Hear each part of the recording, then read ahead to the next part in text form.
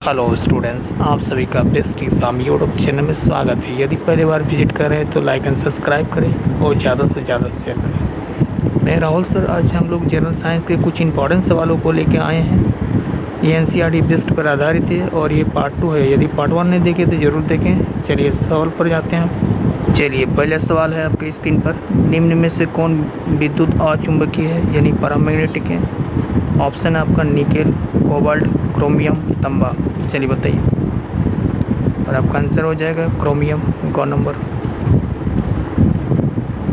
चलिए नेक्स्ट सवाल देखिए। सूर्य की किरणें की तीव्रता मापने वाली उपकरणों को क्या कहा जाता है? आपका ऑप्शन है एस्ट्रोनोमीटर, मीटर, क्रेस्कोग्राफ, एक्ट्रोनोमीटर, बैरोमीटर। चलिए आपका आंसर हो जाएगा एक्ट्रोनोमीटर। चलिए नेक्स्ट सवाल देखिए। ऑक्सीकरण प्रतिक्रिया में होता है। ऑप्शन है इलेक्ट्रॉन में वृद्धि, इलेक्ट्रॉन में कमी, प्रोटॉन में वृद्धि, प्रोटॉन में कमी। चलिए बताइए, और आपका आंसर हो जाएगा इलेक्ट्रॉन में कमी, ख नंबर। चलिए नेक्स्ट सवाल। निम्नलिखित में से किसे अवायवीय शोषण कहा जाता है? ध्यान रखिएगा, अवायवीय शोषण कहा गया है। 4 ऑप्शन है आपके पास और इसका आंसर हो जाएगा ऑक्सीजन के बिना शोषण, क नंबर। ठीक है, चलिए नेक्स्ट सवाल। परमाणु दाता किसे कहा जाता है यानी एटॉमिक डोनर किसे कहते हैं हम? आपका ऑप्शन 4 है। चलिए इसका आंसर हो जाएगा क नंबर, पंच संयोजिक उपद्रव। चलिए नेक्स्ट सवाल। एक समान शुष्क सेल में विद्युत अपघटन होता है। आपका ऑप्शन है जिंक, कार्बन, गंधक का अम्ल, ओमनियम क्लोराइड। इसका आंसर हो जाएगा घ नंबर, ओमनियम क्लोराइड। चलिए नेक्स्ट सवाल। किसकी परमाणु संख्या आयरन की तुलना से अधिक होती है? बताना है। सारा एलिमेंट का आप एटॉमिक नंबर याद कर लीजिएगा। ठीक है, चलिए इसका आंसर हो जाएगा ख नंबर, कोबाल्ट। चलिए नेक्स्ट सवाल।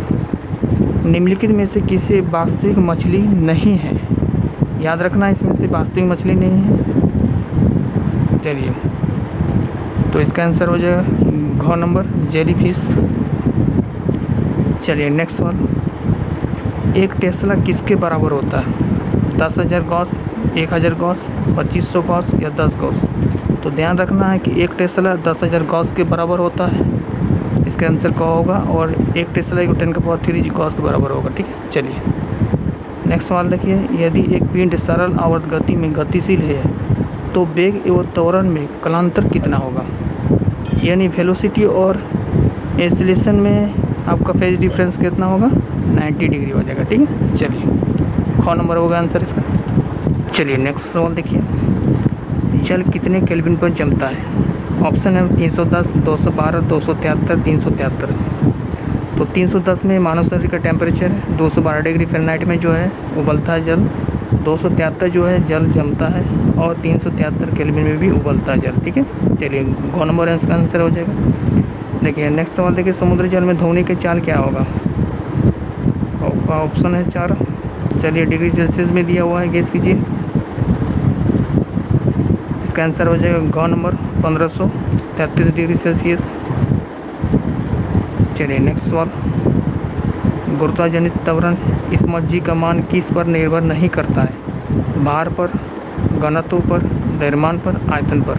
चलिए बताइए, इसका आंसर हो जाएगा ग नंबर, द्रव्यमान पर, और इसको मास भी कहते हैं। चलिए अब नेक्स्ट सवाल देखते हैं। मानव शरीर में सबसे प्रचुर मात्रा में पाए जाने वाला तत्व कौन सा है? Oxygen, nitrogen, calcium, carbon? इसका आंसर हो जाएगा कार्बन।